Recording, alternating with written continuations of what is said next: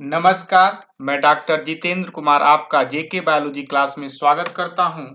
और आज के हम इस वीडियो में कुछ इम्पॉर्टेंट टिप्स के बारे में देखेंगे और समझेंगे।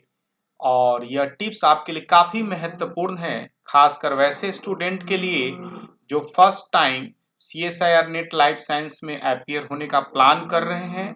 साथ ही साथ यह वीडियो उनके लिए भी उतना ही महत्वपूर्ण है जो CSIR नेट लाइफ साइंस में अपीयर तो हुए हैं लेकिन किसी वजह से पास न कर सके और वो री अपीयर करने का प्लान कर रहे हैं। यह वीडियो आपके लिए काफ़ी महत्वपूर्ण होगा और आपको एक प्लान और स्ट्रेटेजी बनाने में मदद करेगा जो आपकी सफलता को सुनिश्चित करेगा।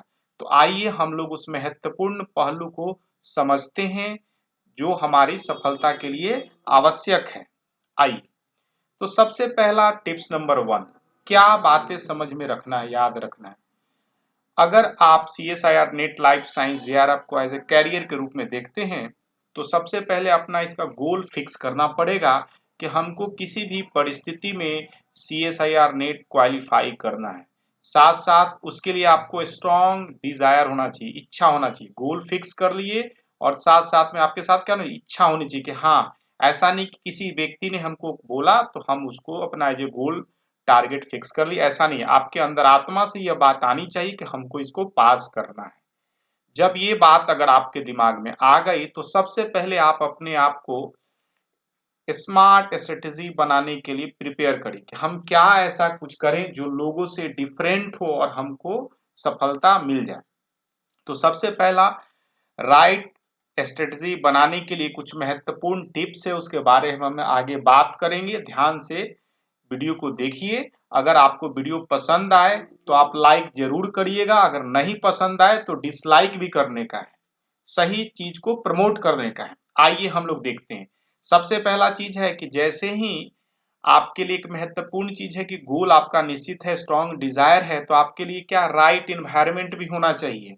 वातावरण बिल्कुल क्या होना चाहिए, राइट होना चाहिए, जहां पर आप नॉलेज गेन कर सकते हैं और ज्ञान का उपयोग अपने परीक्षा में कर सकते हैं और उपयोग करने के साथ साथ अपने आप को प्रिपेयर कर सकते हैं CSIR net life science exam, अगले एग्जाम 2021 के लिए, और आपकी सफलता सुनिश्चित होगी। तो टेक होम मैसेज पहला चीज कि अपना गोल फिक्स करें और स्ट्रॉन्ग डिजायर होना चाहिए और राइट इन्वायरमेंट में रहना है। अब आगे हम लोग देखते हैं। दूसरी महत्वपूर्ण टिप्स है आपके लिए कि सबसे पहले सेल्फ बिलीव, आप अपने पर भरोसा रखें कि आप पास कर सकते हैं। यह बात महत्वपूर्ण नहीं है कि आप कितना तेज हैं या बेवकूफ हैं, ये सबसे बड़ा महत्वपूर्ण बात है कि आप अपने आप पर कितना भरोसा करते हैं। अगर आप खुद अपने आप पर भरोसा नहीं करेंगे तो कोई दूसरा कोई आप पर भरोसा नहीं करेगा। तो सबसे पहले आपको भरोसा करना पड़ेगा कि आप इस एग्जामिनेशन को पास कर सकते हैं। या वैसे कोई भी जो कैंडिडेट हैं, डिस्टर्बिंग एलिमेंट्स हैं, जो कहने का क्या मतलब कि आपके सेल्फ बिलीफ में बाधा पहुंचाते हैं, उससे आपको दूरी बना के रखनी चाहिए। तो सबसे महत्वपूर्ण चीज अपने आप पर भरोसा रखें। अगला चीज है कि जब ये बातें हो गई तो हम लोग कैसे आगे बढ़े। तो सबसे पहले आपको उसके बाद क्या होना चाहिए, CSIR नेट लाइफ साइंस के सिलेबस के बारे में आइडिया होना चाहिए। सिलेबस आप कहाँ से प्राप्त कर सकते हैं। सिलेबस या तो CSIR नेट लाइफ साइंस के वेबसाइट पर या NTA के वेबसाइट पर, या अगर आपके पास कोई भी बुक है तो generally CSIR net life science book का सिलेबस दिया हुआ रहता है। तो सिलेबस आपके साथ रहना चाहिए। ये आपको एक ओवरव्यू आइडिया देता है कि आपको क्या पढ़ना है और कैसे पढ़ना है, एक आइडिया मिलता है। चलिए, अगर आपके पास सिलेबस हो गया तो एक और सबसे महत्वपूर्ण बात आपको जाननी चाहिए इस एग्जामिनेशन के बारे में कि एग्जामिनेशन के किस टॉपिक का जो वेटेज है ज्यादा है और एग्जामिनेशन का क्या पैटर्न है, एग्जामिनेशन का क्या पैटर्न है और किस तरीके के सवाल एग्जामिनेशन में पूछे जाते हैं। यह बात समझना काफी महत्वपूर्ण है। यह कैसे हम लोग समझेंगे इसके बारे में हम बात करेंगे, लेकिन मैं एक बात बता देता हूं कि अगर आप GK biology cell biology important question करके डालिएगा तो आप उसको वीडियो को देख सकते हैं जो सेल बायोलॉजी के इंपॉर्टेंट टॉपिक को बताया गया है कि इस टॉपिक को आप पढ़ सकते हैं। आपकी इंफॉर्मेशन के लिए इसका लिंक मैं डिस्क्रिप्शन बॉक्स में डाल दूंगा, आप चाहें तो इसको देख सकते हैं। ठीक उसी तरीके से हर एक टॉपिक का आपको आइडिया होना चाहिए कि इस टॉपिक से क्या सवाल पूछे जाते हैं, किस पॉइंट को हमको ध्यान रखना है। कुछ पॉइंट से जो कंसिस्टेंट सवाल पूछे जाते हैं उसको हमेशा अपने आप को स्ट्रांग रखना है।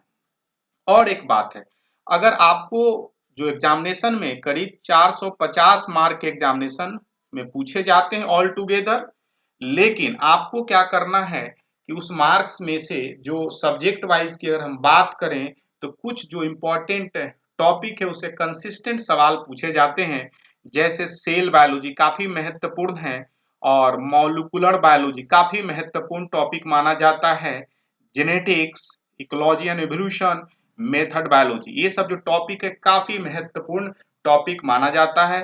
डेवलपमेंट बायोलॉजी भी काफी महत्वपूर्ण है। इससे क्या है, कुछ कंसिस्टेंट सवाल आते हैं, उसको ध्यान रखना। इसके लिए से मैं अलग से वीडियो भी बना दूंगा, अगर आपको चाहिए तो जरूर डिस्क्रिप्शन बॉक्स में लिखें कि सर इससे संबंधित क्या पढ़ना चाहिए।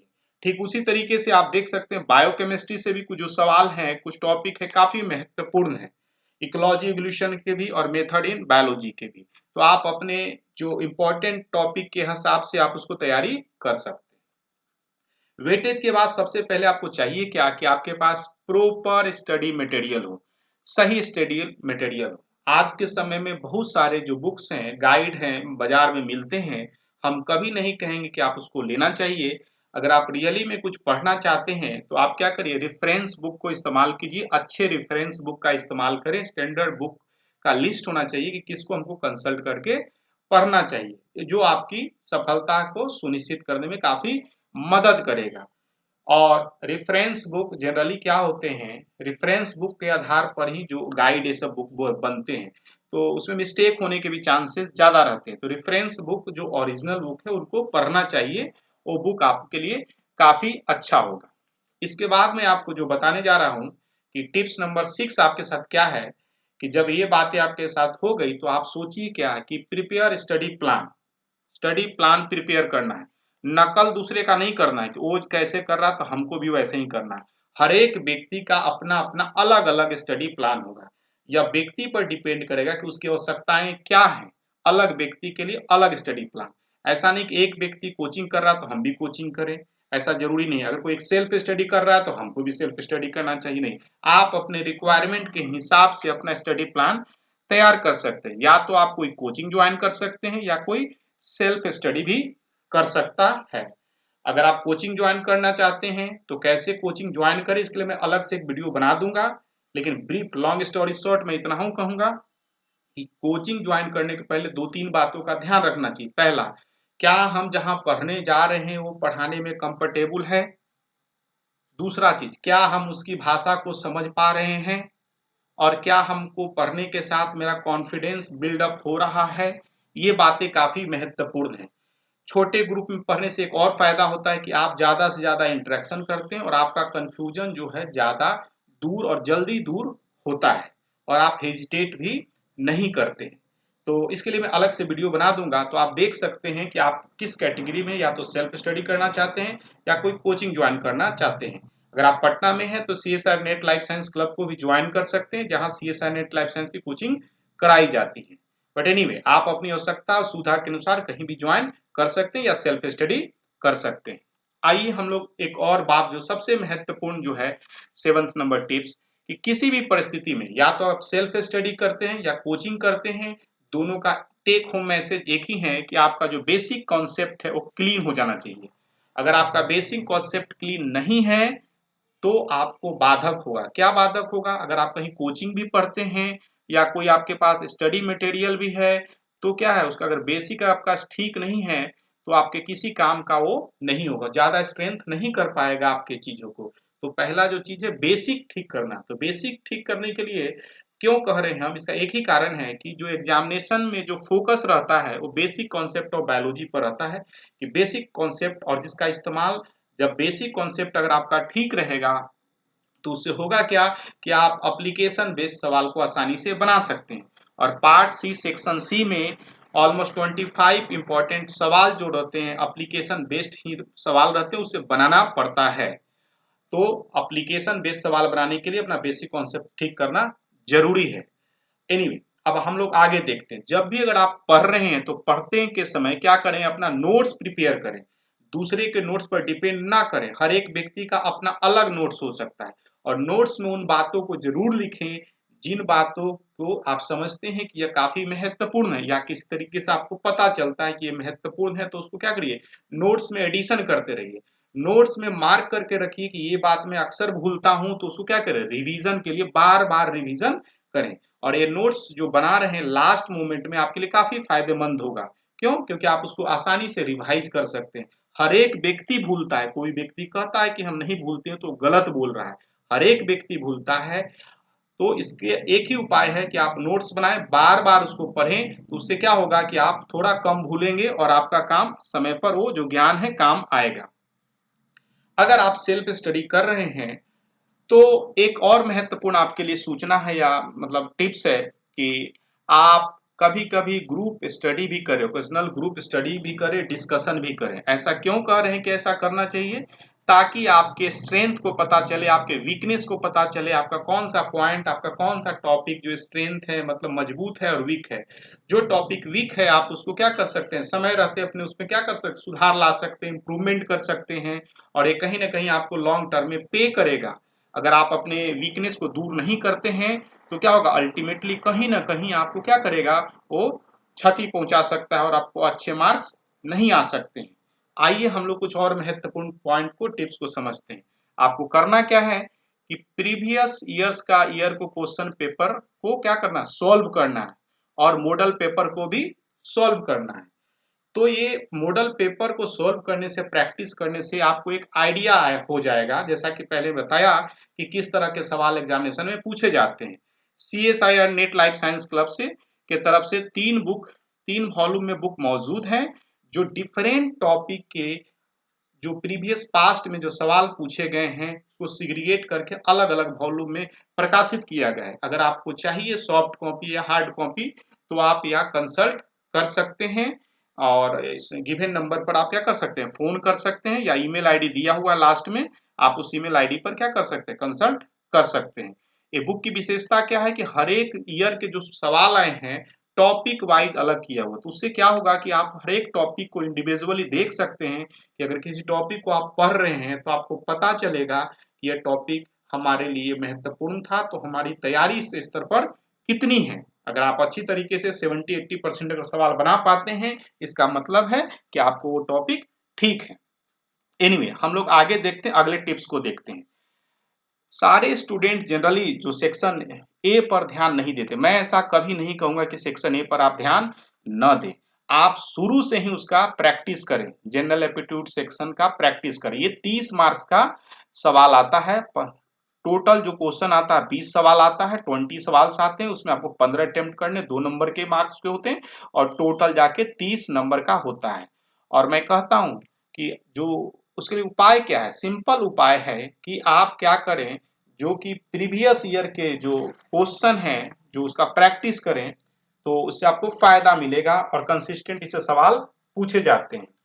आपको मैं CSR net life science club के तरफ से किंडल बुक एडिशन जो कि अमेजन पर उपलब्ध है, आप चाहें तो इसको आप बुक को देख सकते हैं। साथ साथ इसमें सारे सवाल प्रीवियस ईयर के सोल्व्ड आपको मिलेंगे और कुछ सैंपल पेपर भी मौजूद है। अगर आपको हार्ड कॉपी चाहिए तो इस नंबर पर कांटेक्ट कर सकते हैं या ईमेल लिख सकते हैं। आइए हम लोग कुछ और महत्वपूर्ण बातों को देखते हैं। यह सीखना इसलिए महत्वपूर्ण, अगर आप शुरू से प्रैक्टिस करिएगा तो कम से कम किसी भी खराब परिस्थिति में आपको 15 नंबर या 20 नंबर तो आएगा ही आएगा। और ये क्या करेगा, कहीं ना कहीं आपके सेक्शन बी और सी में जो मार्क्स आप ऑब्टेन कर रहे हैं उसके प्रेशर को कम करने में क्या करेगा, मदद करेगा। आइए हम लोग अब देखते हैं क्या है। आप अपने समय को, अननेसेसरी टाइम को सोशल मीडिया पर क्या करें, व्यस्त न करें, वेस्ट न करें। व्यस्त करने से आपका समय और दिमाग दोनों खराब होगा। और आप क्या करें, अपने समय को, स्टडी प्लान को फॉलो करें और हेल्दी हैबिट को डेवलप करें। स्टडी प्लान को और हेल्दी हैबिट को डेवलप करें, समय से उठें और अपना एक रूटीन बना के जिसको है उसको पालन करना है।